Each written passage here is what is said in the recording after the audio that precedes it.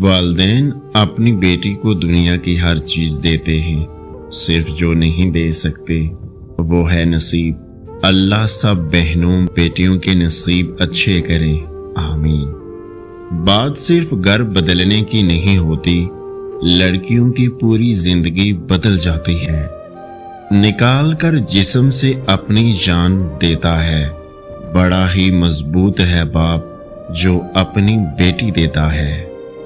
ہمارے معاشرے میں لڑکی محبت کی ناکامی پر سب سے بڑا بدلہ خود سے لیتی ہیں، والدین کی مرضی سے شادی کر لیتی ہیں۔ عورت کے ساتھ ایک معاشرتی ناانصافی یہ بھی ہے کہ وہ اپنے لیے کسی مرد کا رشتہ نہیں مانگ سکتی، حالانکہ اسلام اجازت دیتا ہے اپنی پسند بتانے کا۔ شادی سے ڈر نہیں لگتا، بابا کا گھر چھوڑنے سے لگتا ہے۔ بیٹیاں کھیلتے کھیلتے کب بڑی ہو جاتی ہیں پتہ ہی نہیں چلتا، کب ان کا کھیل ختم ہوا اور نصیب کا کھیل شروع ہوا۔ ماں باپ سے ملتی ہیں شوہر کی اجازت لے کر، بیٹی بیاہ دی جائے تو حقدار بدل جاتے ہیں۔ بیٹیوں کی شادی کی وہ واحد خواہش ہوتی ہے جس کے پورا ہونے پر باپ رونے لگ جاتا ہے۔ اسلام ہی وہ واحد مذہب ہے جہاں نکاح کے وقت مرد سے پہلے عورت کی رضامندی لی جاتی ہے۔ بیٹیاں اللہ کی رحمت ہوتی ہیں اور رحمت کبھی بوجھ نہیں ہوا کرتی۔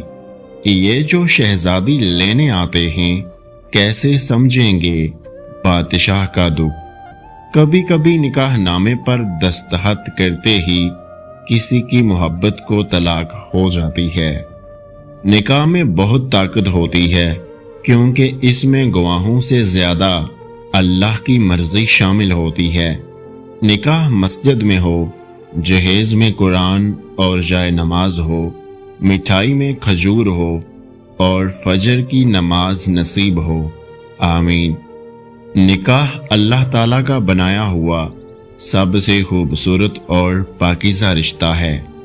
بیٹی کو قرآن پاک کے سائے تلے رخصت کرنے کی بجائے قرآن حکیم کی تعلیمات دے کر رخصت کرو گے تو اس کی زندگی زیادہ اچھی گزرے گی۔